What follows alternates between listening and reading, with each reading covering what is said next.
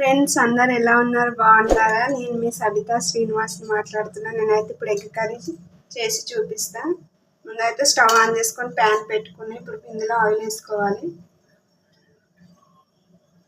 3 spoons వేస్తే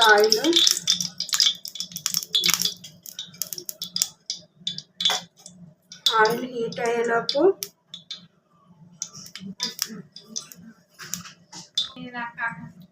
ఇప్పుడు ఇందులో కొద్దిగా సాజీరా,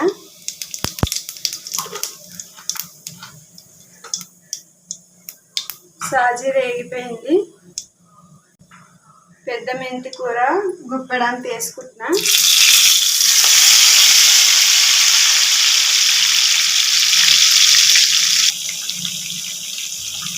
మెంతి కూర వేగుతుంది. ఇది ఒక 2 మినిట్స్ ఫ్రై చేయాలి. మెంతి కూర వేస్తే టేస్ట్ చాలా బాగుంటుంది. ఏ కర్రీలో అయినా మెంతి కూర వేసుకోవాలి. టేస్ట్ అయితే సూపర్ ఉంటుంది. ఒక 5-6 ఉల్లిపాయలు పేస్ట్ వేసుకున్నా, కట్ చేసుకొని ఇందులో వేసేసుకోవాలి.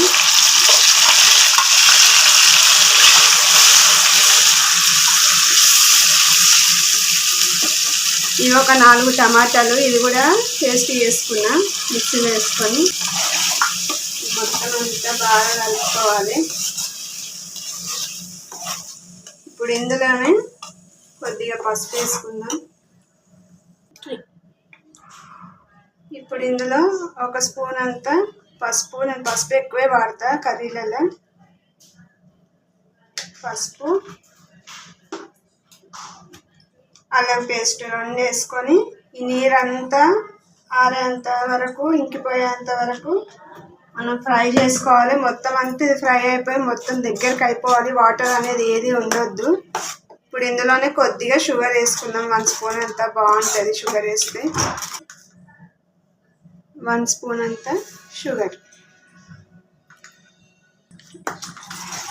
ఇప్పుడు ఇదంతా బాగా కలుపుకొని మంచిగా ఒకసారి ఈ నీరంతా ఆరిపోయేంత వరకు మనం ఫ్రై చేసుకుందాం. లేకపోతే పచ్చి వాసన వస్తుంది, అంతా ఆనియన్ వాసన వస్తుంది, తినలేము కర్రీ. మూత పెట్టి మనం నీరంతా ఇంకిపోయేటట్టు పెట్టుకుందాం. మూత పెట్టేసుకున్న ఈ వాటర్ అంతా ఇంకిపోయేంత వరకు ఒక 5-10 మినిట్స్ అయితే మొత్తం అంతా ఇంకిపోతుంది వాటర్. అప్పుడు చూపిస్తాం. 10 మినిట్స్ అయ్యింది, తీసి చూద్దాము. మొత్తం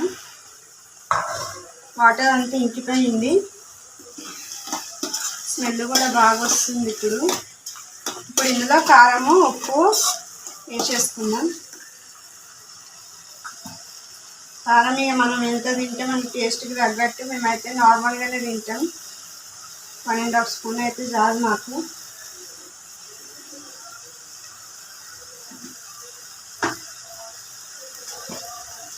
ఉప్పు అయితే నేను చేతితోనే వేస్తాను.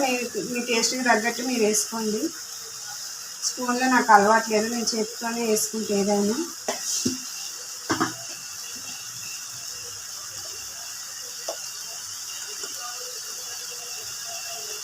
ఇప్పుడు ఇందులో 1 టీ స్పూన్ అంతా జీలకర్ర, ధనియాల పొడిది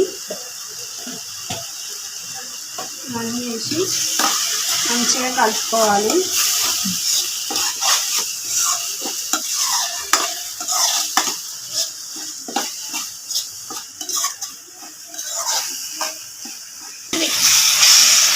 కారము, ఉప్పు వేసుకున్న తర్వాత ఒక 2 నిమిషాలు ఫ్రై చేసుకోవాలి. ఈ ఫ్రై చేసిన అయిపోయింది. ఇప్పుడు ఇందులో 1 గ్లాస్ వాటర్ వేసుకున్నా. గ్రేవీ కావాలి కదా కర్రీకి, అందుకే.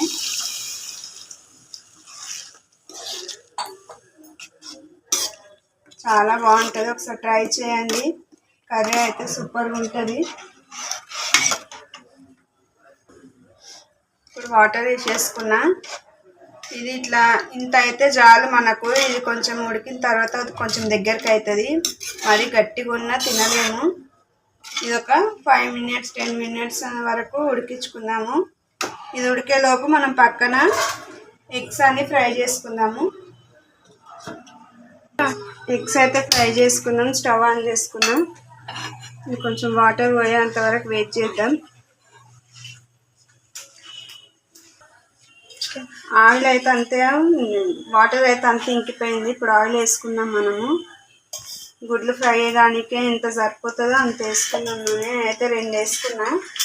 ఇప్పుడు ఇందులో కొద్దిగా కారం,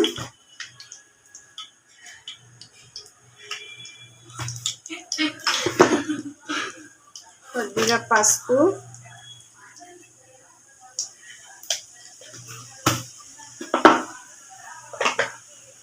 కొద్దిగా ఉప్పు,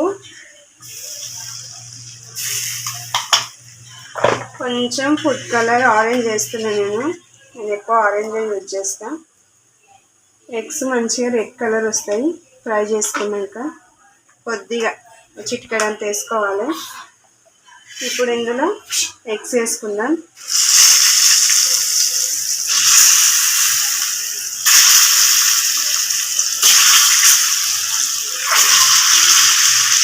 ఇప్పుడు మంచిగా ఫ్రై చేసుకుందాం.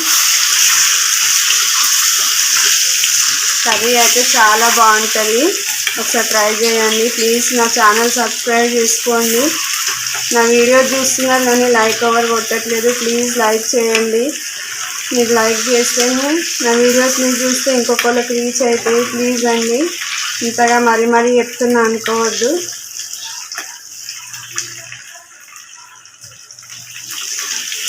అన్నీ బాగా ఫ్రై చేసుకొని రెడ్ కలర్ వచ్చిన తర్వాత కర్రీలో వేసుకోవాలి. కర్రీ స్టార్ట్ చేయకముందు కూడా ఫస్ట్ ఎగ్స్ ఫ్రై చేసుకోవచ్చు, కానీ నాకు ఎందుకో ఇవి చప్పగా అనిపిస్తే చల్లారిపోతాయి కర్రీ మొత్తం అయ్యేంత వరకు. అందుకే ఇవి కర్రీ దించే ముందు వేస్తాను నేను. ఎగ్స్ అయితే ఫ్రై అయిపోయినాయి. ఇంకా రెడ్ కలర్ వచ్చినాయి మంచిగా, ఇలా రావాలి మనకు. ఇప్పుడు ఇవి కర్రీలో వేసుకుందాం.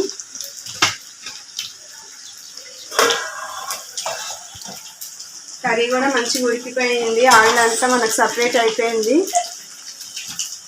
ఇప్పుడు మనం ఫ్రై చేసుకున్న ఎగ్స్ ఇందులో వేసుకోవాలి.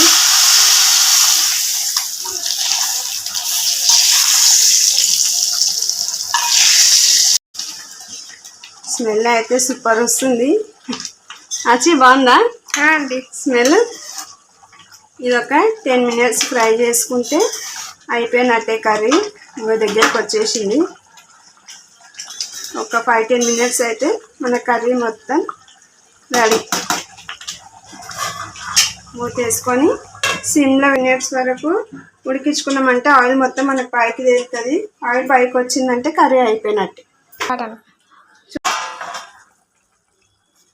కర్రీ అయితే మనకు రెడీ అయిపోయింది. లాస్ట్లో కొద్దిగా కొత్తిమీర జల్లుకుందాం.